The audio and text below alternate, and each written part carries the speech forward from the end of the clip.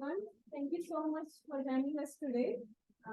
We are Precipitation Technical Committee, and this event is organized by a subcommittee, Early Career Precipitation.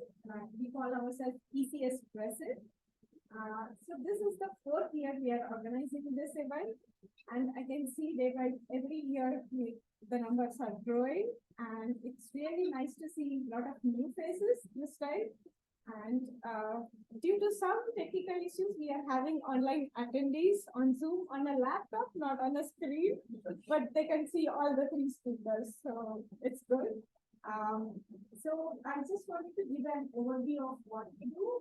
As a part of Early Career Subcommittee, our goal is to bring in diversity, inclusive, and provide networking opportunities for early career scientists and students.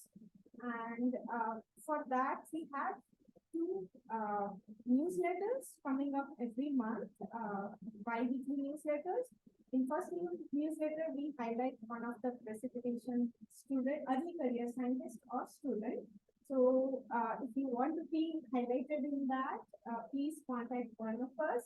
We'll be happy to highlight you in our next newsletter. And there is something called Science Highlights. If you are publishing as an early career scientist or students, you can go to our website and you can submit your publications for advertisement. We put it on our website as well as we highlight these on our social medias.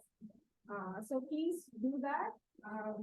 Another thing is you can also subscribe to our mailing list, which you will find a form in our website. So please feel free to do that. With that, I would like to hand over to Amy and Fraser, who will be moderating today's session. And thank you again for joining.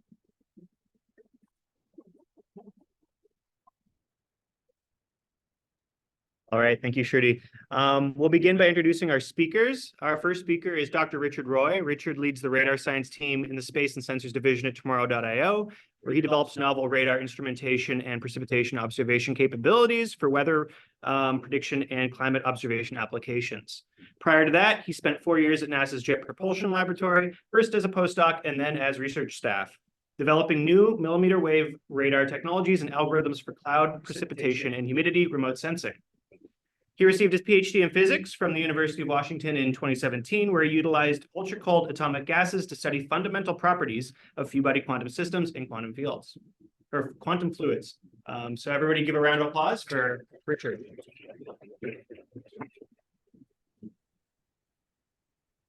And next we have Sarah Ringerud.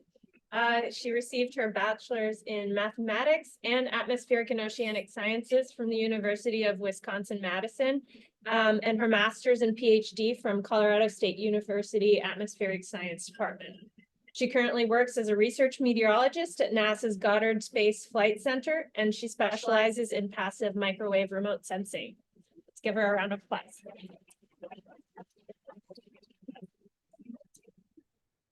And we'd also like to invite up Dr. Anna Barros. Anna P. Barros is a professor in civil and environmental engineering at the University of Illinois. She is the past president of AGU's hydrology section.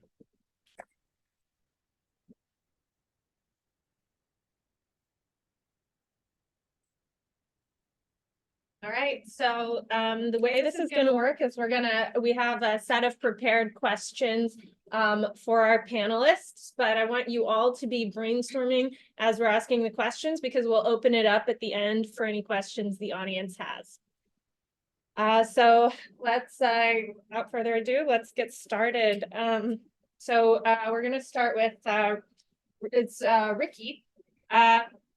So Ricky, what led you to choose a career in industry instead of academia? That's a common path for PhDs. And how did you identify your first job opportunity in the industry? Yeah, so I probably, like a majority of people in grad school, felt like they were going to do the normal route and become a faculty somewhere, or in my case, I went to a small liberal arts undergrad and really wanted to become like a teaching professor. But towards the end of my PhD, really felt the need to do more like applied research. My background's in something a bit different probably than most here. And so transitioned out of like pure academia into government, which was already sort of dipping my toes in something different. I really enjoyed that experience, and probably would have stayed at JPL for my whole career, but then a particularly good opportunity came up for me to kind of be in the early stages of a space program in industry. And it would afford me opportunities I would not have had at JPL. So it's really not to say I would never return to either academic or government research, but I saw opportunities outside of that traditional route that were cropping up and seemed too good to pass up on. So. All right. Moving along, Sarah, how did you advance in your government career, moving from early to mid-career positions? Let's see. So for those of you that are unaware, a civil servant position at NASA can be a tough thing to come by. And so I took, I think, what's a pretty traditional path towards it. My career was, just by the nature of what I do, which is algorithm development, kind of always pointed toward NASA. I had a NASA fellowship as a graduate student. My PhD was co-advised by someone at NASA. I came to NASA through the NASA postdoctoral program. Then I started working as a university co-op employee through University of Maryland. And then a civil servant opportunity came about that I was able to apply for and got. So that's kind of a typical progression to a civil servant position at Goddard.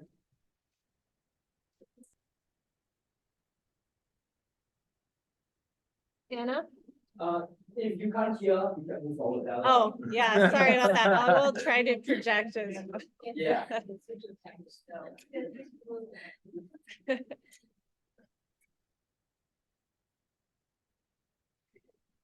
And you managed to avoid the first row. Okay, right. There we go. Okay, Anna, have your research interests evolved over the course of your career, and has the evolution of your research interests contributed to your success in academia? Yes, I think so. I don't know about the success, but I think it evolved. They have evolved a lot, but also they have evolved not according to plan, right? And so actually, this is something I'd like to talk a little bit about. So I was having lunch today with another editor from one of the AGU journals, and she was telling me her story about how she was working on this research project. She was doing her PhD in oceanography, and her husband worked in business, and he had an amazing offer to move elsewhere, to Hong Kong, actually. And the offer was so good that she was expecting a baby, and the whole family moved to Hong Kong. And then she had to give up whatever she was doing, right, and restart her career there. And they lived there for 7 years, and then they moved to Singapore for 9 years, and so on. And what we were talking about, right, is that sometimes your plan A doesn't work, your plan B does not work, and then you start developing very quickly a plan C or a plan D, right? And that's how it works, right? And so that happened to me too. I started in oceanography, actually, in coastal oceanography. And at the time, there was little funding in the US. This was the late 80s, early 90s. And so I applied to a different school, and I could have continued in oceanography, but I was offered a position in hydrology with an advisor that told me, if you work very hard, you can, be done very fast. And I believed him. And it was true, right? Because and so I actually worked very hard, and I was done in 3 years, but I switched fields completely. But that gave me a lot of breadth in my research. And so that can be good and bad sometimes, I think, but it's been fun. Thank you. Ricky, you had mentioned that you had a bit of a different background before coming into this. I was wondering if you could talk a little bit more about that, and say more about what your skills and experiences from that academic background and how that sort of helped you in your early career stage.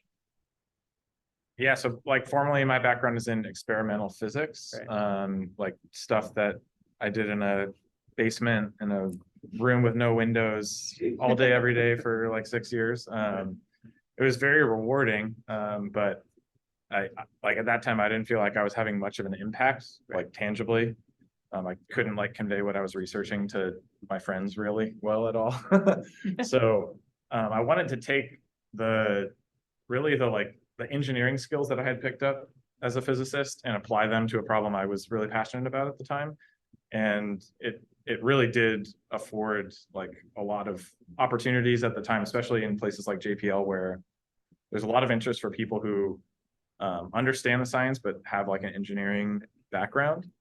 And I was able to sort of sit in between the engineering and the science, which is sometimes a tough thing to do because like, you know, I don't know the science probably as well as any of you, but it's also hard to devote all your time to engineering without like understanding the applications. So it's a tension, and I think it's something I've seen go the other way as well, at least at JPL, where like people who start purely on the science side, either through field campaigns or simply because they're at a place like JPL or Goddard or something, they start picking up the engineering stuff, and like having that diverse skill set and bringing it into the other domain, it's very clear that you stand out relative to the people who are just staying like in that singular domain and not branching out. So I recommend, branching out. And if you haven't worked with hardware, like ask someone to let you play with an instrument.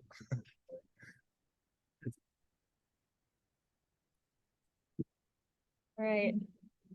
Sarah, what are some of the key skills or experiences that have been crucial for your success at NASA? And do you have any general comments about how to be successful in a government research role? Yeah, I think my biggest recommendation is to be adaptable.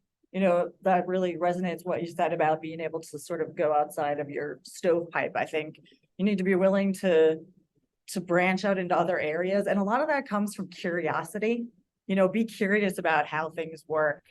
And then on a more practical level, I think the most important skill to succeed in this field is the ability to, you know, be curious, find a problem, develop the problem, think of solutions, and then think of a plan to work towards those solutions and test them, you know, on your own. We all see in grad school and in early career, there are some people who get straight A's, absolutely amazing, take direction really well, but really struggle to formulate their own science questions. And so I think that creative component, the adaptability, the curiosity, and then being able to come up with a plan about how to attack those problems is really key to success. Okay. Anna, I was wondering, for a lot of our people here are students and just getting started in their career. I wonder if you had advice for them on things they could be doing now to sort of help leave a lasting impact with their research later on, maybe decades or something along those lines down the road. Wow, that's such a big question. I don't know. What's the secret? I'll make Sarah's and Richard's words mine. No, I think we're in this for the long haul, right? And so it's really important to be committed to excellence and doing things right and developing skills and the ability to think deeply, to be self-critical, and that will take you a long way, right? Because sometimes what's really fast and easy to do is not what really builds the foundation for the future. So I think, that's what I would recommend is to actually and enjoy while you can. And I mean this in the best possible way. This is the time of life where you can read lots of papers, right? Where you can read books, where you can talk to your colleagues for hours about something that you disagree about, right? And all of that is really great. For example, learning how to argue intelligently and without getting mad at each other because you disagree. It's really important in science too, right? I'm not talking about other things out there in society. It's just and being able to really accept criticism. I feel like I have a couple of students here, actually more than a couple. And I am thinking, you know, one thing we do is ask very tough questions and keep asking those very tough questions and so on, right? And sometimes it feels like very tough, but it's the one way to really develop sort of the standing, right, on your 2 feet that you need, to have. And then if you like what you do, you'll always be fine because you'll have your skills. If you're creative, you're open-minded, you'll be fine. Like that. Thank you. All right, so switching topics a little bit, Ricky. Either one's I'm good. sorry. Okay. So Ricky, when you went from JPL to tomorrow.io, what did you think it was going to be like? And was there anything that surprised you? What was it actually like? It's a great question. I mean, it was, I wouldn't say a risky move, but I was definitely nervous about it. Having been in like the sheltered confines, mostly of a postdoc, and then I was a research scientist at JPL for a few years, but there are a lot of stereotypes about startups and industry in general, but I think especially startups. And so I was definitely worried about like disrespect for my personal time, maybe like overreaching into yeah, just like mental health and like being balanced. But it was very nice early on to sort of realize that people, at least at our company, and I'm pretty sure this is like generally true, that it needs to be a sustainable endeavor. And even though a place like Tomorrow.io, we have very, very ambitious timelines for the things we're doing. I was encouraged that like my boss would sign off on, we use Slack a lot. He would sign off on Slack at 5 p.m. on Friday and not be on it until like Monday morning. So I felt personally fine doing the same, I guess. In terms of academic or like the scientific side of things, I was a little bit worried to step away from sort of being involved in the academic discussion in the community, like writing papers, that sort of stuff, and was really pleasantly surprised to have the encouragement from within the company to continue doing that stuff, to continue presenting at conferences. I've probably presented at more conferences since I've been a Tomorrow.io employee than I did when I was at JPL.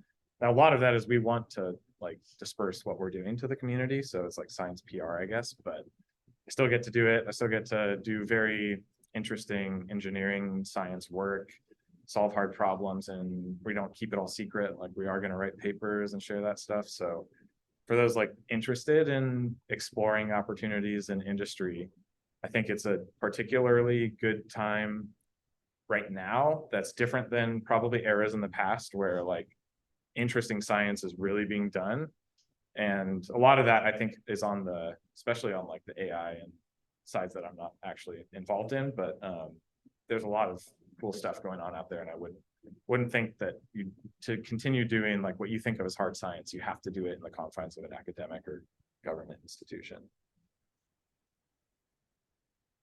Yeah, Sarah, on a similar sort of line of questioning, you had mentioned the NPP that you had done. And I'm curious, sort of, if you could contrast what your position was like then, and sort of how your role and the scope of the work you've been working on since then, how that's changed as you've progressed further in your career now. Yeah, there's definitely a difference in your day-to-day responsibilities going from early career postdoc to mid-career type position.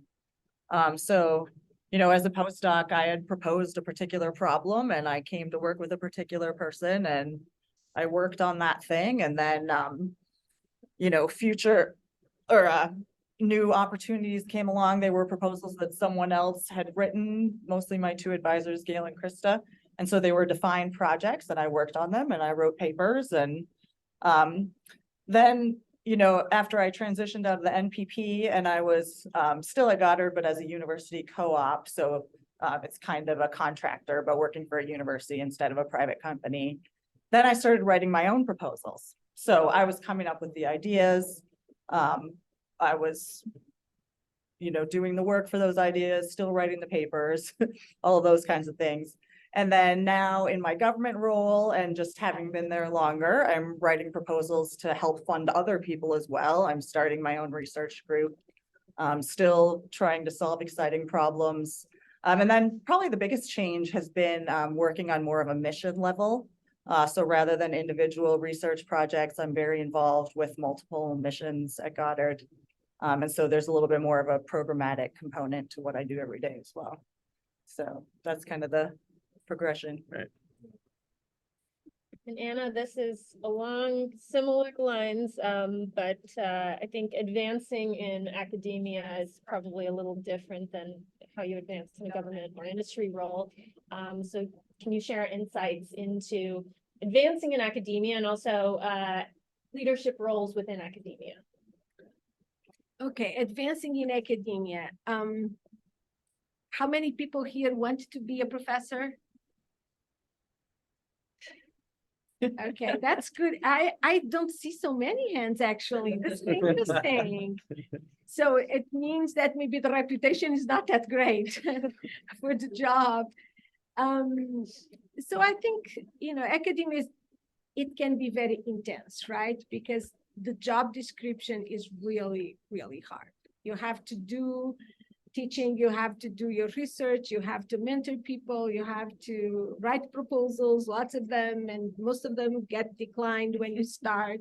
So it's like starting in, a very hard task without having any encouragement, right? You're tested right and left, and people will, and as you grow older, you'll start understanding your colleagues better, and sometimes you understand, they had a bad day. That's where, why they wrote that in the review of your proposal or in your paper review. But at the time, it doesn't feel like that, right? So it's tough, but I think it's really about persistence and work ethics and not giving up. And I liked what Sarah said before. It's about really being curious and having fun. I can tell you that the best moments of my life were going to actually not, disconnecting from Slack at 5 p.m. on Friday, but rather going to the office on Saturday and total silence, and you can do your work and you get something accomplished and you have good aha moments and you think about how what kind of direction you should give your students and so on. So of course it takes a special type of personality, right? You need to enjoy that and so on. As you get further in your career, you start to be asked to do a lot of service, right? This is a job that takes a lot of service. So paying forward is part of this, right? And so I was very lucky, I have to say, to be asked to serve in very important committees very early, right? And so, and it was great for me because it gave me a big perspective of how different scientists who were amazing could be. And also of the field, how broad it was and so on. So I want to tell you a story that maybe it's not about how you progress in academia, but so I was serving in this committee that the climate program office had at NOAA when it was led by Mike Hall. And, I was the youngest person in the room, probably by a difference of 20 years or 30, okay? So really this was committee school for me, right? I was learning this. But I saw a very famous professor, I will not say the name here, but from Columbia, who came into the room with a big pile of photocopies. Okay, at the time, people still did this. And he gives everybody, this paper. And it was a paper he had submitted to science and had been rejected. And yet he was so proud of it. He made copies for everybody in the panel, right? And insisted that we should read it. And if we found something wrong with it, we should let him know, because he personally could not find anything wrong with it, right? Even though the paper was rejected in science. But that to me was an inspiring moment, right? Because it gives you sort of the self-confidence to take risks, right? And to not care. Even people like him get rejected, and he was wearing it as a an award. So I think serving in those committees will give you those moments, right? So if you have an opportunity, service is something that can be extremely rewarding. Not too much of it, right? but I strongly recommend it from the pleasure it gives you and from the opportunities to network with people and to meet these other people that you would never meet otherwise, right? Because you know, they're from all over the place, from different universities, different agencies, and so on. So I think that's really important. And that opens doors for you that you don't even know, right? Because I think many of you are told, oh, you have to network, you need to know so-and-so and meet so-and-so. But sometimes, right, you just meet people and then 5 years later, they are in a committee and somebody says, oh, we need this, or we should recommend something. And then they think of you for whatever reason, right? And that's because they met you 5 years ago at this moment, and you actually, you know, were doing something that was important and so on. So paying forward is really important, I think, and it helps you in your career. And yeah, I think as you grow older, you start also appreciating your colleagues in a different way. And that has been really helpful to me. I think I have more friends than I had when I was younger. I have people that I trust more now than I had when I was younger. And being a woman in the field, I see so many of us here. But when I started, that was not the case, right? So I tried to kind of do my thing, right? So if you look at my papers, 90% of them or more are to author papers, right? And that's not necessarily a choice, right? It's the ecosystem you live in. And that has changed so much. So I think it's so different, right, these days. And so I would strongly encourage opportunities to, you know, collaborate, be part of big teams, and create the kind of conditions where others can flourish, so you can flourish with them. It's kind of a room with many mirrors, and things reflect back to you. So it's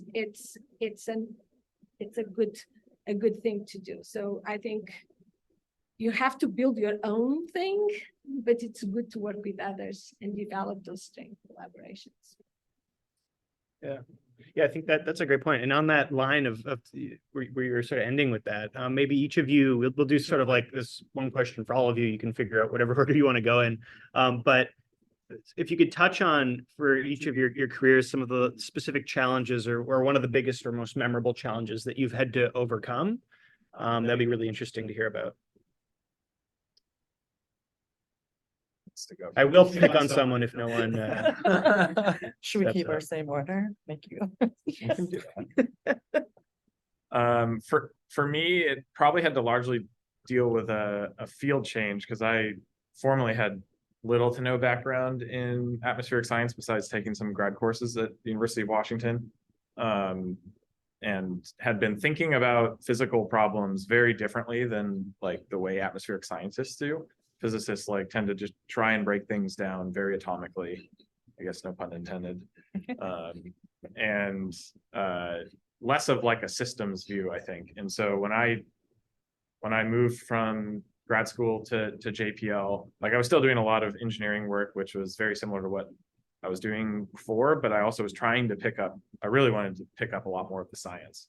So I spent many nights and weekends like trying to read just any paper I could that was relevant, both coming up to speed on like the remote sensing science, but also the applications and more of the pure science. And it took definitely a lot of time. I wouldn't say I became an expert by any means in it, but I'm very glad that I sort of went through all of that. I wouldn't say it was the same as doing a PhD in the field, but it was worth the effort. So I really enjoyed the fruits of that labor, I guess.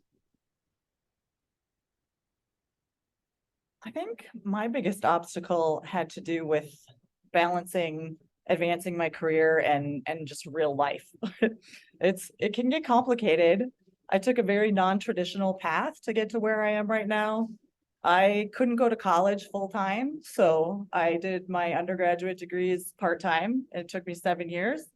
And then I did my master's, and then I was not in a place in my life where I could get a PhD because I had a new baby. So I worked as a research associate for 5 years. And then when my son started kindergarten, I started the PhD program. So sort of all throughout my life, I had to, I saw all these people going down the prescribed path of you do this and this and this and this, and that just didn't work for me. So I had to kind of find my own way, but it all worked out in the end. So there's lots of ways to get from point A to point B. So don't be discouraged if your path doesn't look like the path of everyone around you, because you can still get there. Yeah, I have too many stories, so I'm not going to Tell tell 'em any all. of them. No, I'm not going to tell any of them, but I think, yeah, there are so many hard moments you have to go through, so many disappointments, and yet so many joys and so many great opportunities. And I would say that really, generally, the latter for the most part, right? So the moments where, the critical moments where you rethink how you do things, I will tell you a story that was critical for me, and you will not be able to relate to it at all. So there you go. So I was an assistant professor at Penn State, and this was the time when if you submitted the proposal to NSF, you actually had to print 20 copies, okay, of the 100-page proposal, each one of them. And then if you submitted the proposal before 5 p.m., they would take care of it. If you didn't, you could write another line or revise it once more before you drove it to the airport, to the FedEx office, okay? That then would take the big thing to, Washington, D.C. And so at the time, my daughter was about 3 or 4 years old, and she was taking Suzuki violin classes, okay? And this teacher insisted that I should be there all the time, also playing violin, and honestly, terrible. I have I played piano, but it's not like I'm a musician or anything like that. And the whole thing with the violin was really terrible. So this one day I had a deadline for NSF, and I went to daycare, picked my daughter up, dropped her at the Suzuki class, for a big surprise of this teacher who did, I dropped my daughter literally there. And I went back to my office, finished things, put all the copies in this envelope, drove to the airport, did the FedEx thing, came back to pick up the daughter. And she's sitting there, and she's telling me, you are failing your daughter, right? Because Suzuki is really about the parents, participating in this thing and whatever. And at that moment, I looked at her and I said, this was our last lecture here. The last, Suzuki moment that we had. We never went back to the Suzuki class. But then I got home and I felt like, am failing or something, because my husband was not, he was in Europe at the time. So I literally was alone, right? And I had to rethink this a lot. And so when I got home, I thought, no, of course, she must learn violin, Suzuki style. But then I thought, no, she doesn't have to learn violin, Suzuki style. This is not important for the rest of her life, right? And so after that, I started changing the way I did things a lot, right? And not trying to be like super mom or to be super anything. And yeah. So that was a big moment for me. As you can tell, I can still retell it in a lot of detail because it's vivid in my mind. But I felt a little bit crazy, in doing all of this. But it completely changed my approach. For example, when my daughter was in high school, I gave money to the PTA, but I never attended any of the meetings, and I was perfectly fine with that. And so you start making choices as you go through, and you should make the choices that make you happy and make the family calm and relaxed, I think. So that's the advice I give. If going to the PTA meetings makes you happy, please do. But it would never make me happy, right? So especially if I had something else to do. So anyway, I think what you learn is you have to learn about yourself, right? And know yourself. And that is the one thing that will carry you through is who you are and being comfortable with yourself. And so I think making the right choices, it's very important because you can, get caught up in listening to advice from people like me and others. And it's really, you have to make your own choices, I think. All right, well, we're gonna kind of change themes a little bit to the diversity and inclusion. And so we have a lot of women in the room, so I want to start with a diversity and inclusion question for Sarah. So Sarah, have you experienced biases or challenges being a woman in science? And if so, does it get better as you advance in your career stage? It's a good question. As Anna mentioned, things have changed, even over the scope of my career. The influx in women in our field has just been incredible. The little area that I work in of algorithm development is still very male dominated. I'm very often the only female in the room. But I have been really lucky that I would say 99.7% of my interactions there's been no difference about, I don't think anyone cared whether I was a girl or a boy. I have had some issues in my career with some gentlemen of older generations, I think, where there wasn't overt prejudice, but I think they just didn't really see me as someone who had something to contribute. And so I maybe had to work a little bit harder to make myself seen in those situations. So I encourage you women to, make yourself be seen, say what you need to say. Don't be demure, jump into the conversation if you feel like you have something to contribute. But for the most part, I've been really lucky, and I find our field to be very welcoming and inclusive and wonderful place to be.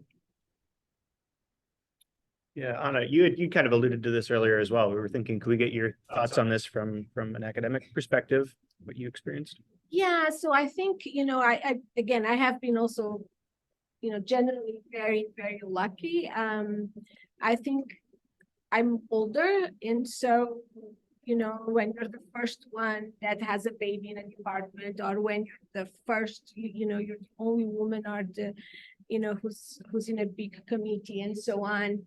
So I used to be very shy. I would not complain at all. Now I'm a department head and I think, oh, I was so nice. Why isn't everybody like that? Just because, really not because I was nice, but just because I was shy. I would not want to complain, right? Or do anything about that. So much so that once I was in a committee meeting in Washington, D.C., just to give you an idea, and I actually took my daughter to that committee meeting in the morning because I was waiting for a babysitter. And we were having a good conversation and having breakfast. And my daughter walked out from being with me, went to the chair of the committee. She could tell who was the chair, right? And she's like 5 or 6. And she asked, why is everybody talking and my mom is not saying anything? Okay. And then he said, yes, Anna, why isn't everybody, why aren't you saying anything, right? But that tells you that even a 5-year-old or a 6-year-old can tell that you're being too, and that you're not being yourself, because she knew me. So she was totally proud, like, what's going on here, right? But she went to ask the chair of the committee, right? So that tells you how things can be hard sometimes. But I think overall, I've been so lucky and very privileged with most of what I have experienced. I think it's harder sometimes when you are in leadership positions. Sometimes people expect you to be very nurturing all the time and not being tough. Sometimes you have to be tough, right? And so depending on people's experiences, but I think as more and more women are in leadership and so on, and people are exposed to it, it's really not a factor anymore. So I think it's changed significantly. And Ricky, so in your career and being more of the early career perspective and also a white male perspective, how do you see diversity and inclusion, especially within your career? Yeah, so I mean, coming from my background, it is something I continually try to educate myself on, and definitely not something I can talk with any authority on, but I think there are some clear things that are observable, even from this perspective, that like one clear issue has to do with, I guess, quantitative representation, which is the most visible kind of like top layer thing. But even beyond that, let's say that that was like at some satisfactory point, which if you can define that, like there's issues related to expectations and like people from, be they female or just underrepresented backgrounds, that it's almost like there's a higher bar for some reason. And like you see, like you can kind of see like doubts being put forward maybe from people with a similar background to me towards the science of some people where it wouldn't have been put forward otherwise. And that is a clear problem, and also like completely antithetical to the ethos behind like scientific inquiry and stuff. So there's that, and simply just kind of obvious over confidence from a certain like kind of privileged bunch, and maybe over humility from the other, that somehow needs to find balance, I think, just for long-term sustainability of discourse. Right. Good answer. Thank you. Yeah, so I guess on that we'll continue on this theme of challenges for a moment. And since we're all precipitation people here, we'll get maybe a little bit more technical. Could you guys speak to specific challenges in precipitation research from each of your perspectives? And maybe also touch on where you think that area in terms of precipitation research is headed in the future, for forward looking. That might be a little tricky, but if you have some insights there, we'd love to hear it. If we stay in order, I'm first then. So, my area is precipitation remote sensing, so I'll speak to that in particular. I think our biggest challenge is that there's no money in the public sector. We've been living in this golden era of TRIM and GPM with these big missions, funding tons of people, big science teams, just mountains of science being done and the data being distributed across the world. And a lot of us would love for that to continue, but it ain't gonna happen. So I think it's kind of exciting, actually. We're entering into this new era, and the big challenge is going to be to think really creatively about how we continue to do amazing world-class precipitation science on a smaller budget, and with multi-platform, multi-sensor, working with industry, I think is going to be a big part of that. Working internationally, I think it's a really fun period right now. I've been going to a lot of brainstorming sessions. I'm organizing a community meeting to start working on white papers for the decadal survey. Our field is really strong. We have all this heritage data from TRIM and GPM. But the big challenge going forward is going to be how to sort of convert all of this expertise into the platforms that will exist in the 2030s and beyond. Yeah, so I think it's actually, of course, the money in terms of of remote sensing and the big missions and so on might not be there, but I think there are so many opportunities, and it's really a great time to be doing this kind of research, because we have measurements like we never had before, right? We can observe things at very, very small scales. And so we're going from a bulk type of science, bulk approaches to science to actually look at atomic to top, not really atomic scale, but hydrometeor scale, right? And so it's really, I think the next 5 or 10 years, the focus will be on processes, on really understanding small scales, fast scales, and being able to actually do this across scales. And so there's huge opportunities, right? For really developing, microphysics and doing end-to-end simulations and retrievals and so on. For example, I'm thinking about the AOS radar, if it has Doppler and so on, and if we have much higher resolution, the potential to really and understand what happens at very small spatial and temporal scales will be really amazing. The other thing that I think it's important, for example, I had to convince people and to almost be a little bit too aggressive, I would say, to make aerosol measurements, for example, at the same time as we were making rainfall measurements and raindrop measurements during a field campaign that we had in the Appalachians during IFAX, okay? I actually wrote a proposal to NSF to get money to bring somebody from NASA to make aerosol measurements, okay? With us in the field campaign. And I'm really hoping that these barriers between I do atmospheric chemistry, I do aerosols, oh, you do rainfall, that those barriers will go away, because those barriers are the barriers that are actually really stopping us from making faster progress in many areas. And this goes to hydrology too, right?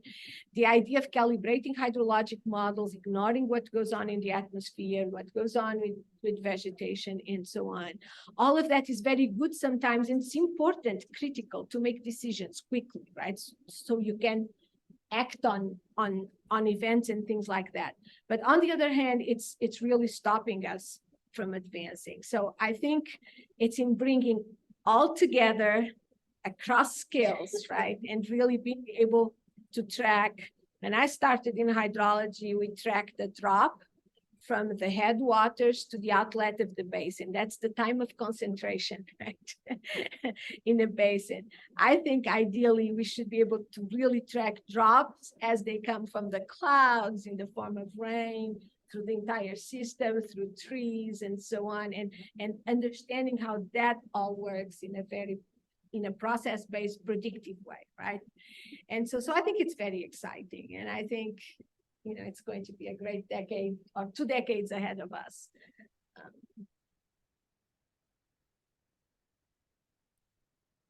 Yeah, I guess I obviously come at it largely from like an engineering perspective, but I think one of the big challenges is like a really precise answer to the question of what is physically observable.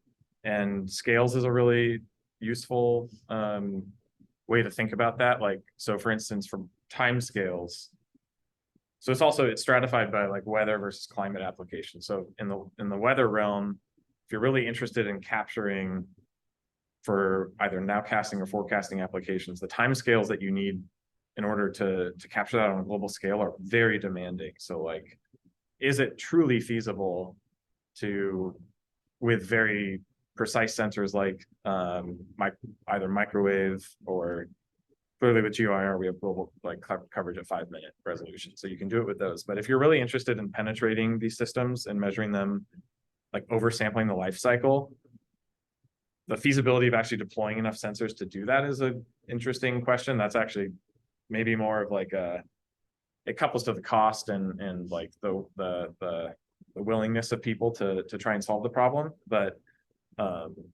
we like at our company, we're doing like a small part of that, but we're going to get nowhere near like actually sampling like actually a single storm its full life cycle. That's just not our typical bread and butter convective storm.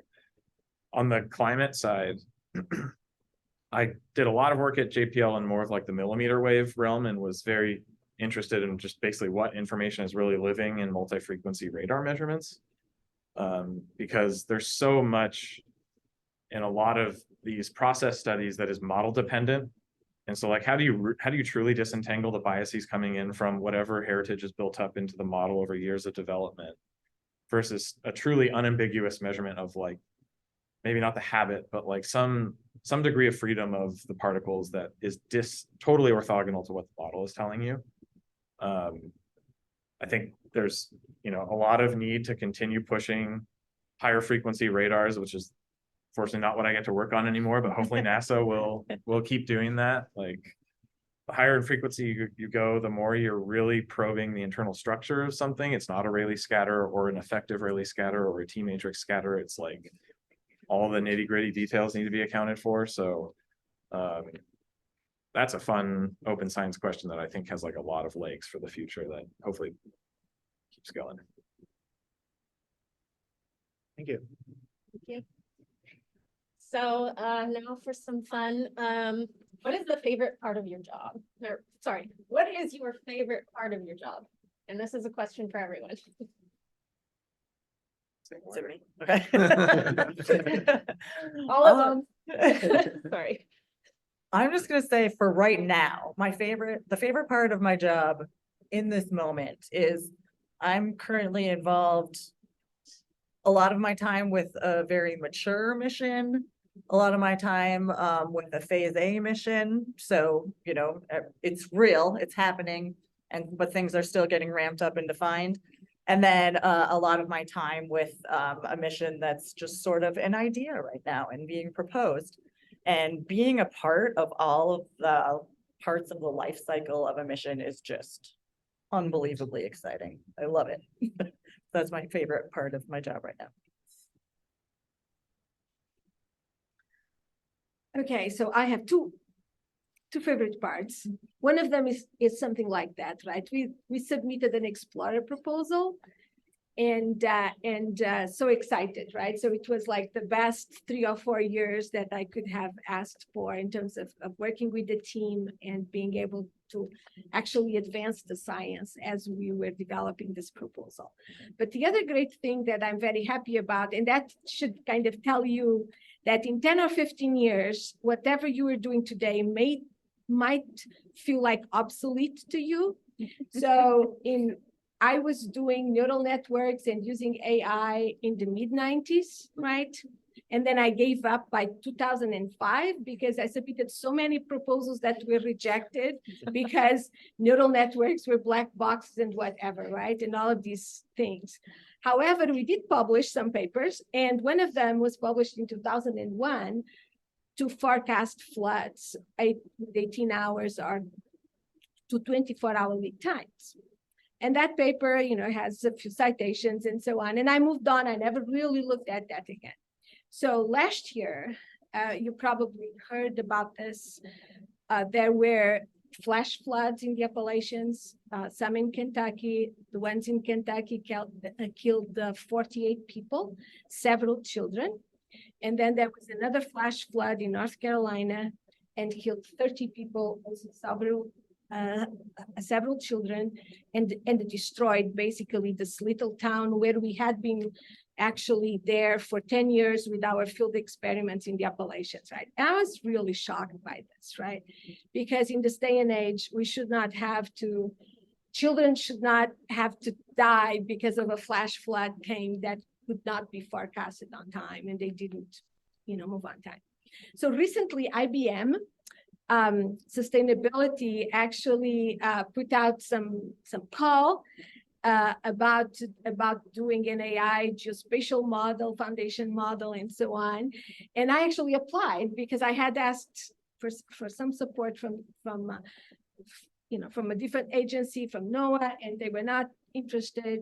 And so I applied and IBM took it on, right? And so now I'm so happy.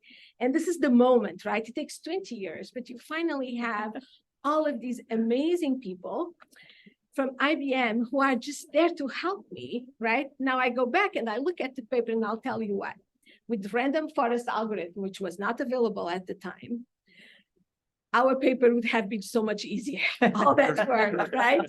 So 20 years, there's a technology development that would have made your life so much easier, so much more effective, right? So it's very humbling, right? There's no such long-term impact thing, I think things change. Right. But on the other hand, the conceptual model is still very valid, right? And so I'm so happy that we have this ability to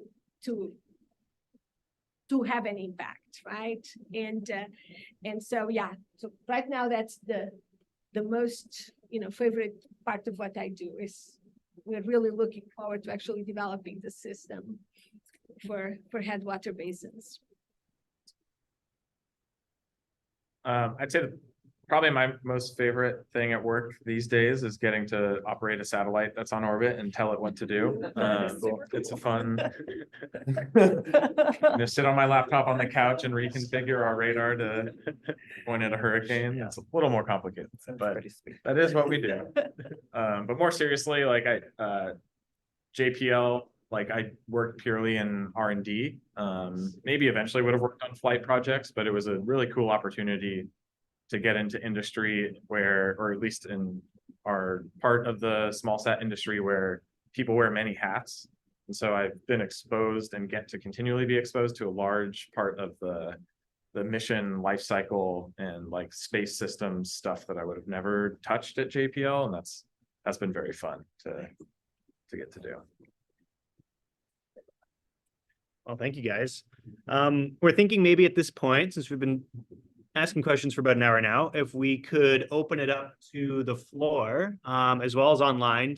You can ask questions online, and we could get some questions from you guys out here. So if anybody wants to come up and ask something, that would be appreciated. Sure. So, as you make the transition from early to mid-career and late career, you inevitably get responsibilities that are not related to science, like managing people and managing budgets. So what advice would you give to your people here on how to grow to that goal? What were some things that you push me down?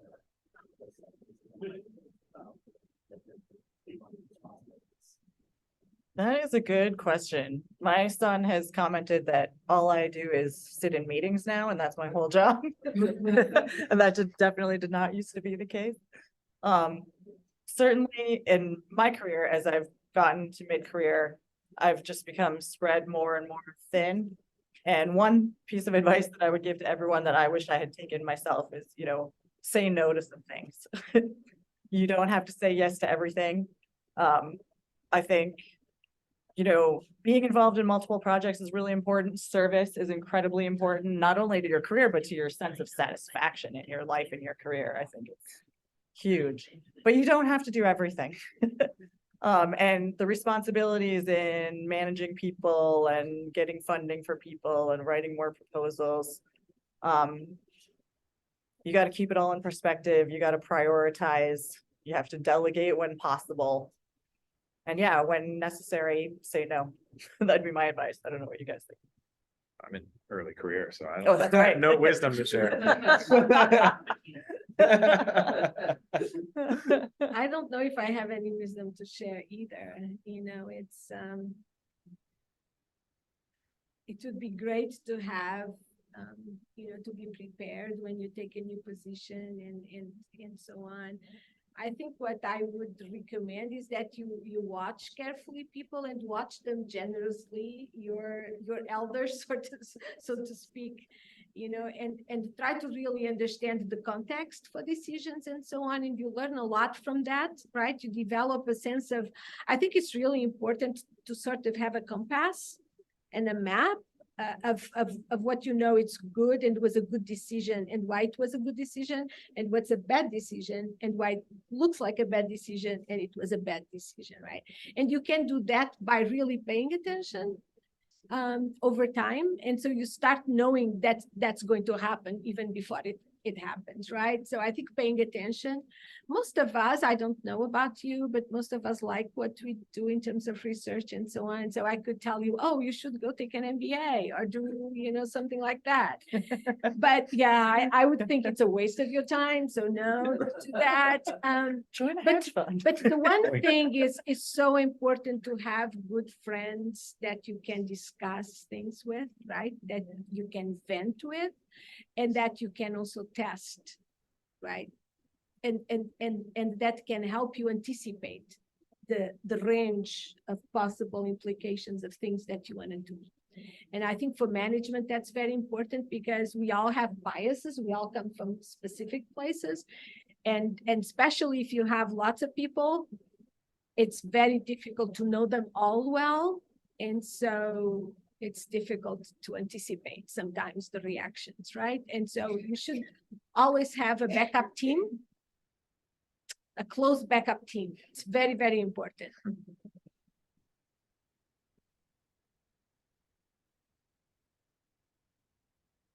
All right, any other questions? Pierre is ready to go.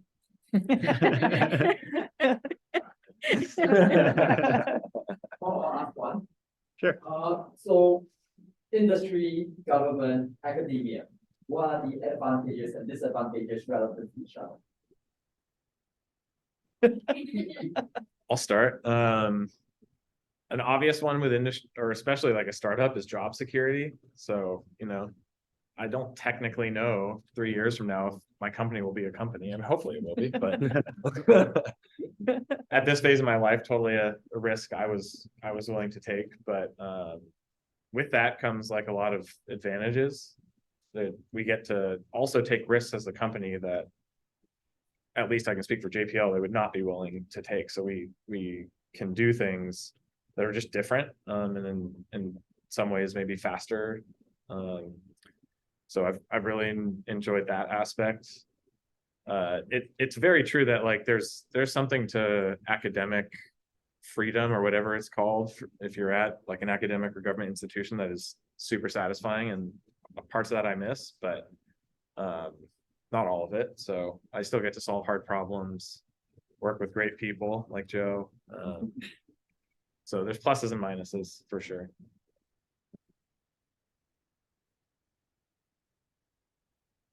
I think, you know, being in academia these days is also being an entrepreneur, right? Because you have to actually support your group. You have to make decisions about how big your group should be, what kind of proposals are you going to write, right? Sometimes you talk with the young faculty member and you know, they will say, oh, I'm writing the perfect proposal. And then they will say things like, I aim to have a 50% funding rate. And I'm like, oh, good luck with that, right? So, you know, it's a little bit like a startup, quite frankly, right? And you have some illusion that when you get tenure, things are going to get much better. They don't. And when you get to be a full professor, well, they could if you retired in place, right? And you became truly just focused on some very specific things. But otherwise, being a faculty member, I think it's it's like working on a startup forever. And that makes us happy though, right? So yeah, so I don't think, I read, somebody gave me a book about advice on how to become a scientist when I was younger. And it said the best job for a scientist is to work for a government lab, for a national lab. Because you actually have the security that enables you in the first decade of your career to develop big ideas. And then you can go be a professor and like shine. I have seen that happen, I have to say. This happened, and that gives you a good base to actually become very successful because you develop a strong research foundation. We value in academia a lot these days our relationship with industry, our partnerships with the private sector and with industry, and industry values their relationships with us because that's where they get the people they hire, right? And there's a lot to do in terms of translational research and so on. So I think actually being in academia in some ways, it's a lot of fun these days because you're not so expected to be like the big theoretical professor from years back, right? You know, there's a lot of different kinds of professors actually these days. And so you can devise your own path and be successful. But I do think there's a lot of startup fuel to an academic, career if you remain active throughout. Yeah. On the government side, there's a spectrum of government jobs in our field. So, I know people who work at NOAA and they have a certain job and they're paid a salary to do that job. At NASA, it's a lot more like academia, actually. We have something called full cost accounting. And so we have to pay ourselves and our contractors and our travel and our equipment ourselves by writing proposals. So it's very similar to being an academic. I guess technically I have job security, but I think that's just to be employed as something. To be able to do the research and the things I want to do, I have to kind of constantly be hustling. So it's not that different from academia. But there are government jobs where, you are hired to run this particular climate product and you get a salary and you go in every day and you do that. So there's a lot of different types of government jobs in our field.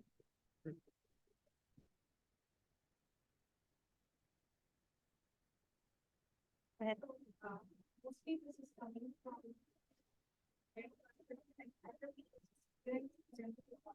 us.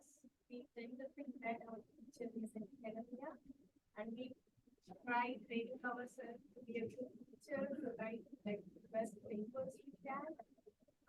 But now things are changing. Industry options are also coming up. So, is there anything as a student should do to get prepared to be in industry? I would say keep writing good papers, because there's a dearth of, I don't know if any of you have sat on like proposal review boards or anything like that and compared the quality of proposals that you get from academic and government institutions with those from industry. I've seen some pretty poor ones from industry before. And it matters to be able to write technically sound reports and whatnot, and papers are a great way to exercise that. But even in industry, you'll be needing to do that stuff and really concisely summarize your results. So I would don't stop doing that. Definitely use opportunities like AGU to just talk to people, maybe even outside of your field, because in industry, I think there's quite an appetite to use diverse skill sets in areas that they're not narrowly used in academia. So yeah, I guess be outgoing in that respect.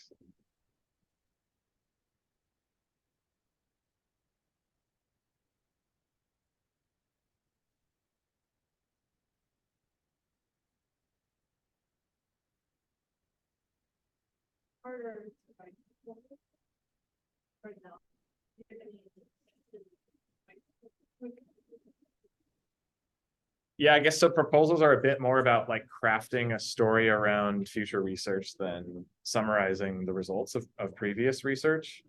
But in either case, you ought to be convincing the intended audience that either a hypothesis or a set of experiments that you performed are valid.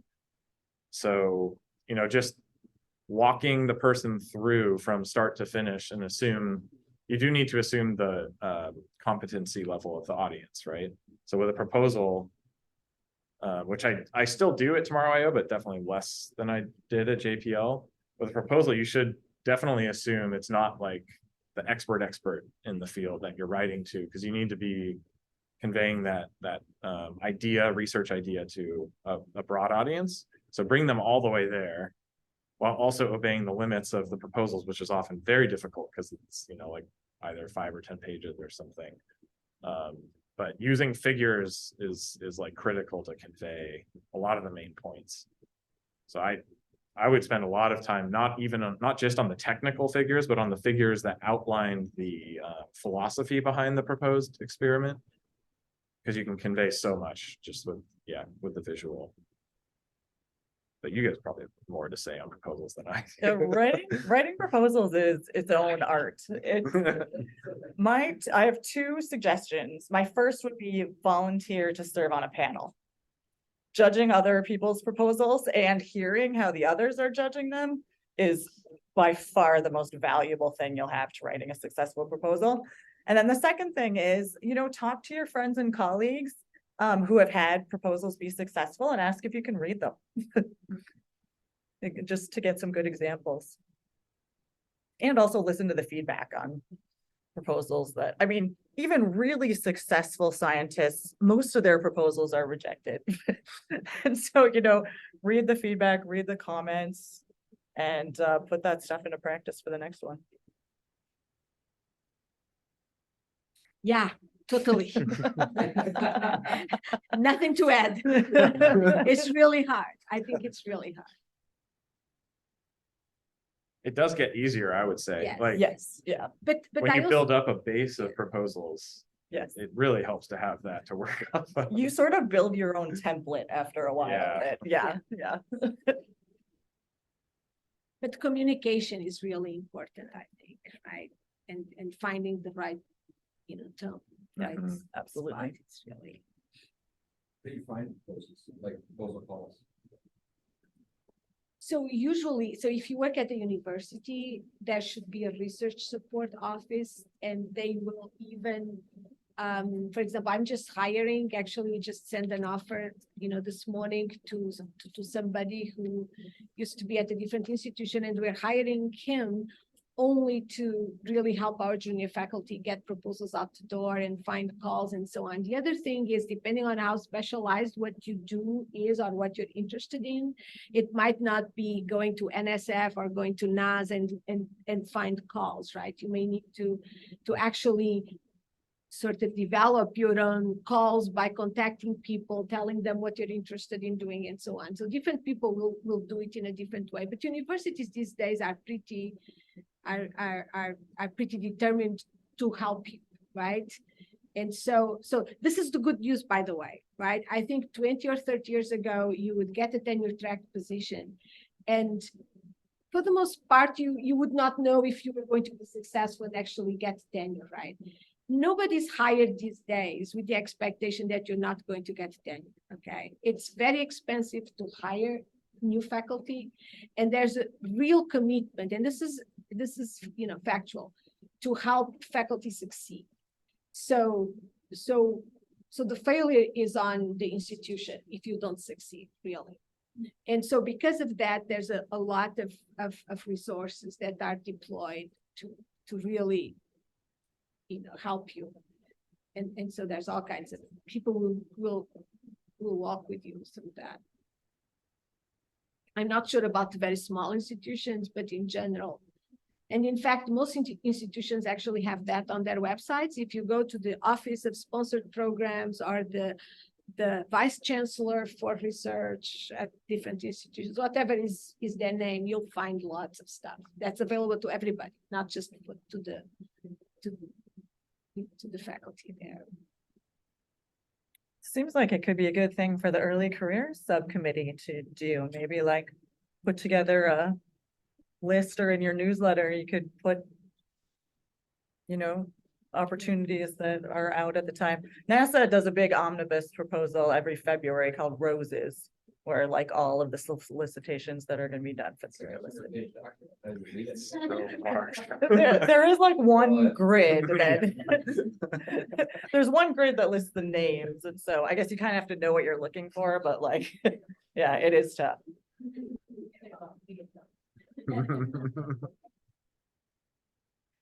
Maybe on this topic of proposals too, how do you deal with rejection? What are your skills? If you've been rejected, perhaps you've never experienced this, in which case you can skip the question.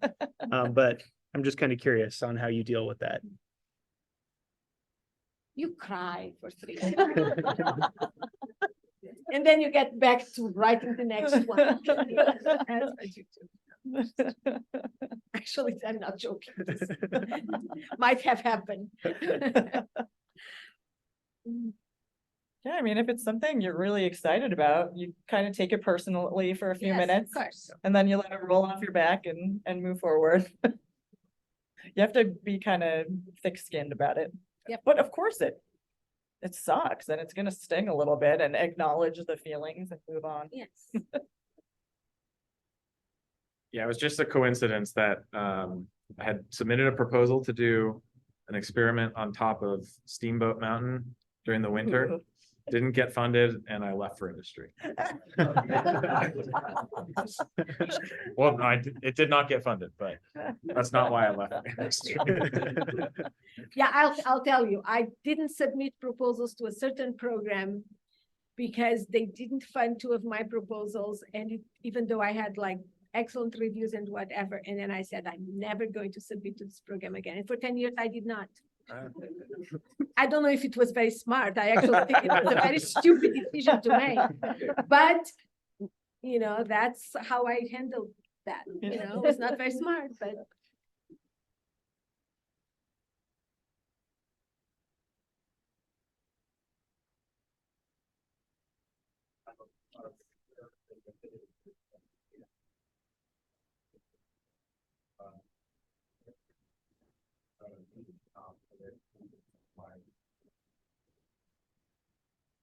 So I would like to.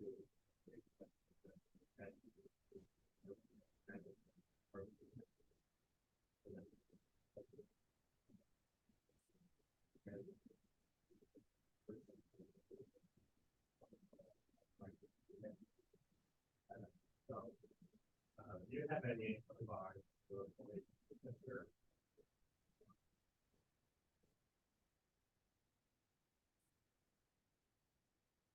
I would recommend applying for the NASA postdoctoral program. I think that's a great place to start. They're actually being solicited right now, I think, and then they go on schedules of like every 3 months or something like that. And yeah, if there's someone that you particularly want to work with and you don't see an advertisement for an NPP with them, reach out. Because most people are more than happy to, you know, develop an opportunity for you.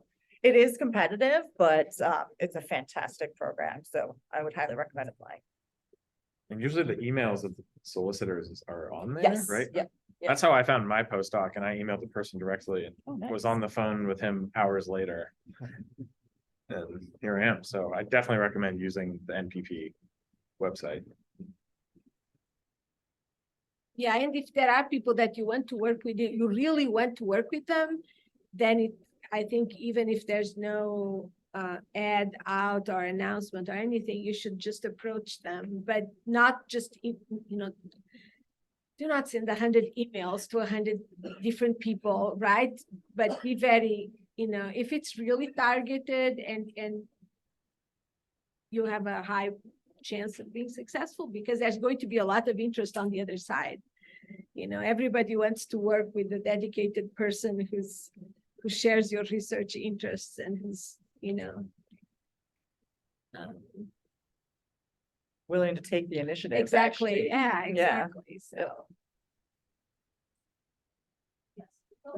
Can I just add responses I'm also sort of foreigner and India. There's MPP, I would suggest looking to a mailing list of net job or film list. People, like everyone advertises that, so they may be open. Very good. Yeah. So I guess I asked this question every year. But I'm always curious to see how the people get to that.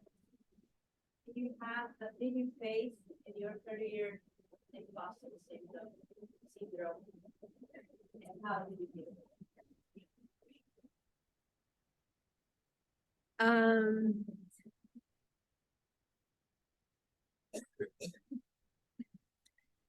Yes, I'm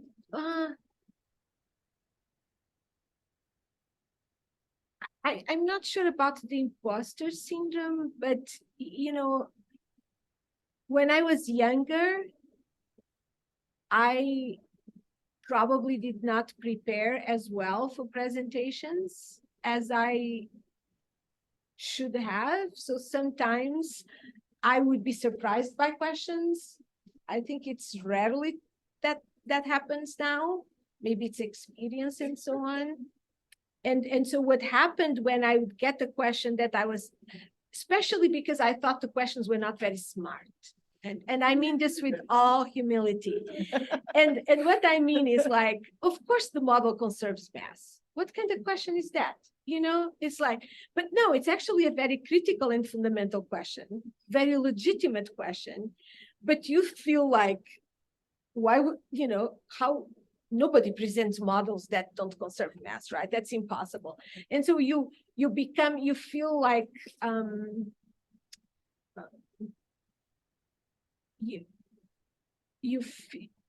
you feel threatened maybe, you know, by that. And so you react in a very, and then after that you feel like, oh, maybe, I don't know, you know, you're not doing the right thing and so on. It happens less and less, I think. Yeah, I don't have much of that problem. I think, yeah. I don't. I have struggled with imposter syndrome my whole life, and not just in my career. Like, I'm a long distance runner, and I'll stand at the starting line of a marathon and be telling myself, you don't belong here. You're not a real runner. Look at all these other people. They're much better at running than you are. But it's something I'm constantly working on with myself and reminding myself that, you know, I put in the 16 weeks of training just like everybody else did, and I'm a real runner and I belong. And with work related things, I remind myself of my publication record and what I'm working on. And I do consciously remind myself, you know, Sarah, you belong here. You're here for a reason. You belong. And I actually have a necklace that says something very similar that I wear to a lot of meetings. So yeah, it's just always reminding yourself. And like Anna said, it has decreased as my career has gone on. It's gotten less and less and less as I guess I've been able to prove to myself that I know what I'm doing. Still don't think I'm the greatest runner sometimes, but. I had pretty massive imposter syndrome when I joined JPL, and like a totally new field, many concepts, terminology, like no idea. My first AGU, it's like acronym soup, no clue what was going on. Part of it I tried to tackle just by attending as many talks and colloquia as I could and reading papers that were outside of what my narrow focus was. But also there's something to like taking a step back and like finding other things in life that kind of fill that void. Maybe you know, the science is not everything, and like we're solving hard problems, but a lot of it is, you know, fairly esoteric, and at the end of the day may not make you happier than just kind of finding another outlet for that satisfaction. So combination of things maybe. Yeah, I just wanted to say that not knowing stuff, it's fine, it's okay. You know, that's perfectly fine. Not knowing things is perfectly fine. I don't think anybody should feel bad about that. You learn, Yes. right? So that's a different thing. You know, when you asked, I feel like it's more like the snake oil, you know, salesman or salesperson, you know, that, you know, sometimes you're making big claims and feeling, not so sure. But so that's what I was thinking more. What you're describing is more feeling like, oh, you know, there's all of this to learn, and Right. that's okay. Yeah. That's fine. Yeah. Yeah, that's a really good point. And I think that's how you get over it eventually, by realizing that you don't need to have the answer to every question. Absolutely. Nobody does. Yeah. Well, we have something along the lines of this online. There's a question, and Yashrag is asking, I come from a physics background and am doing a doctoral studies in hydrometeorology. Sometimes I feel overwhelmed to see the things that I need to cover and understand.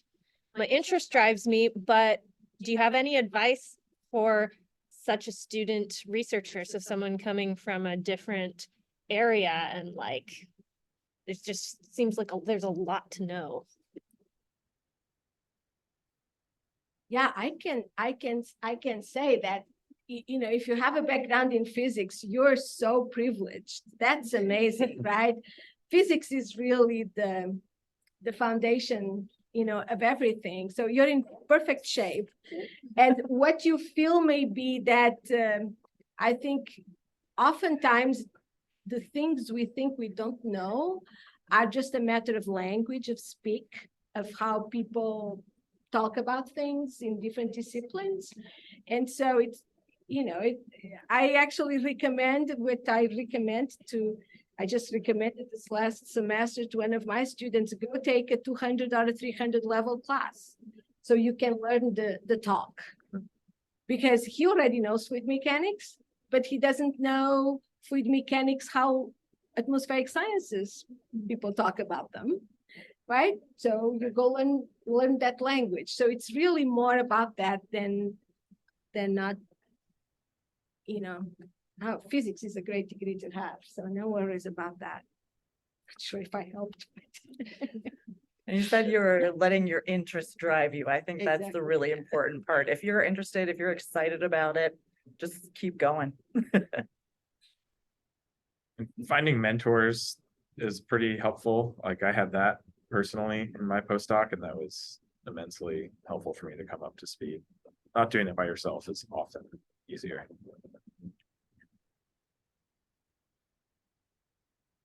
Were there any, we're running sort of short on time here, so if there's any final questions, any quick ones from the audience, we could do that quickly now. Yeah. Ask a question about analyzing students. So I have an assistant professor, and I have 3 students, and they have 4 papers with interest. Yeah, which is why I like to expand. But the thing is like, yeah, there are some area I'm not familiar with. So I think like I need to read a lot of papers to catch, or yeah, sometimes I also feel bad myself. So I want to ask how to build out the team in the lab, because I want to students. So I put them in one direction with my background, or if they have their own interest, actually correction, I can carry out. But the thing is that we got so many things. Yeah. I also have a son, so I feel like I'm always behind the list. I cannot finish. So yeah, just some advice. Thanks. I guess it's for me, right? Yeah. So when I was an assistant professor like you, I had at the time I had the Sun workstation. Sun has gone out of business, right? I believe the Sun Microsystems? yes. Well, It's not. I don't mean anything by it. I'm just saying. And so, but it was funny because when you logged in, they would throw a sentence, a cute saying, or just like a funny saying. And one time it came out, the sooner you get behind, the better off you are, because you can start catching up right away, right? And so it was expressed in a better way. And I feel like it's my life, right? I'm always catching up. And so don't feel bad about that, because that might be how it is, right? Because if you get involved in multiple things, you'll always be catching up, and it's not going to change. So just learn how to live. I strongly advise to learn to live with it, and it will be fine. You shouldn't be stressed about it. It's, a choice, and it's fine.